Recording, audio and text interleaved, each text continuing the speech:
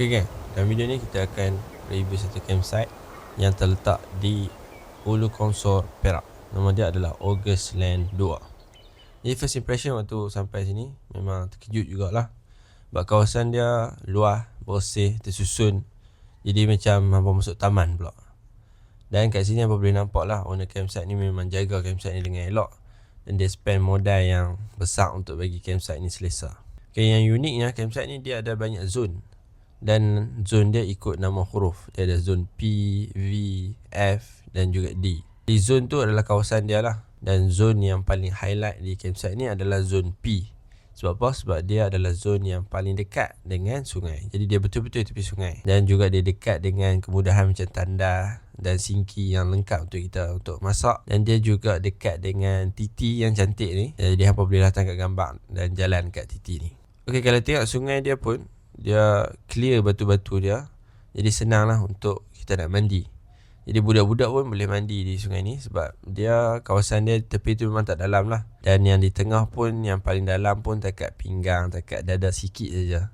Jadi untuk family, untuk budak-budak memang sesuai untuk mandi di sungai ni. Dan untuk orang muda-muda yang mungkin nak sungai yang dalam sikit, dia boleh jalan pergi depan sikit.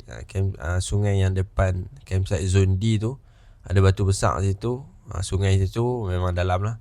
Sungai tu boleh daripada ada dan ada juga kawasan yang tenggelam tu. Okay, ada satu lagi zone yang menarik, zone F. Zone F ni dia tak dekat dengan sungai, tapi dia kawasan lapang dan ada juga kolam untuk orang memancing kat situ. Jadi kolam ikan ni katanya ada ikan talapia, ikan baung. Jadi untuk orang yang nak pancing, dia boleh pancing, lepas tu dia lepas balik lah. Tapi kalau dia nak beli pun boleh, dia kena timbang ikan tu.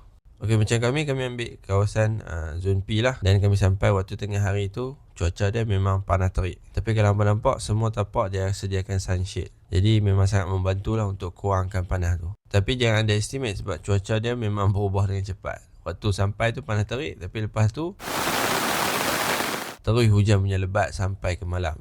Jadi hampa kenalah standby fly sheet hampa siap-siap. Untuk zone P ni, selalunya orang akan ambil tapak 4. Sebab tapak 4 ni dia paling dekat dengan titi. Dan dia macam berasingan daripada tapak-tapak lain. Tapi kami ambil tapak yang paling hujung sekali, tapak 1 dan tapak 2. Sebab apa? Sebab kalau hampa tengok dia lebih redup, dia ada pokok. Jadi kalau waktu panas pun kita boleh lepak di kawasan bawah pokok tu. Dan kalau hampa tengok kita siap boleh gantung hammock lagi. Jadi kami memang recommend lah tapak 1 ni sebab dia redup. Dan satu lagi dia paling dekat dengan tandas dan sinki.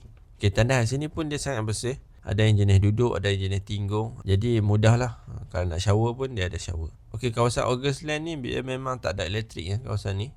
Sebab dia macam dalam. Kalau nak masuk pun dalam 1 kilometer kita akan lalu jalan yang campak lah. Jalan tar sikit, kemudian jalan pasir sikit. Tapi jangan risau, semua kereta boleh masuk. So pada waktu malam, campsite ni dia akan pasang lampu lah. Dan start pada pukul 7 malam sampai 7 pagi dia akan sediakan plug extension.